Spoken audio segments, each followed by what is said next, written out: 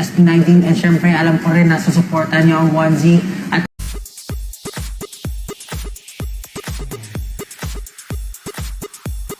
Kinabahala ng labis ng mga 18 ang pagiging malungkot ni Ken sa video na ito.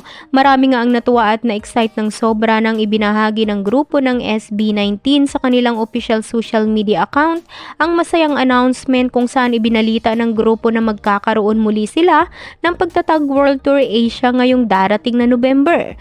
Kaya naman walang paglagyan ng katuwaan ng mga 18 supporters nang malaman nila ang bagong blessing na ito ng kanilang mga bias.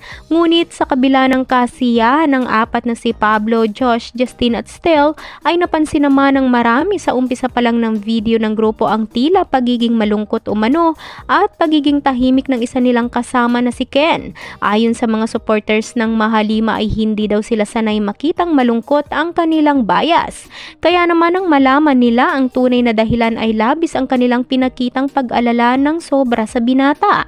Ayon daw kasi sa uncle ni Ken ay masama daw umano ang pakiramdam nito dahil meron itong lagnat at masakit ang ulo nito bago mag-start ang kanilang live announcement ng kanyang grupo. Bukod kay Ken, napansin din ng marami sa live na pati si Stel at Pablo ay inuubo din. sa SB19 and syempre alam ko rin na susuportan niyo ang 1Z at ang mga endeavors namin, Lord. Ay, Lord. Sorry po. Naubo ko.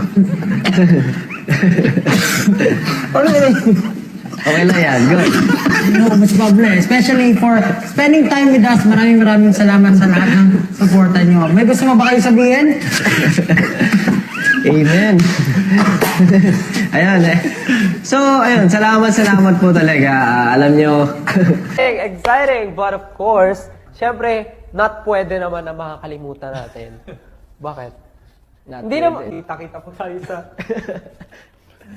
What's half a decade fan meet. See you po. Gusto ko lang po sabihin na kahit lagi namin nagpapasalamat, hindi namin kakalimutan ang pasalamat sa inyong lahat. All of you guys know that we've been through a lot. Yung road na dinaanan namin, hindi siya madali. And yung journey namin, hindi rin madali talaga.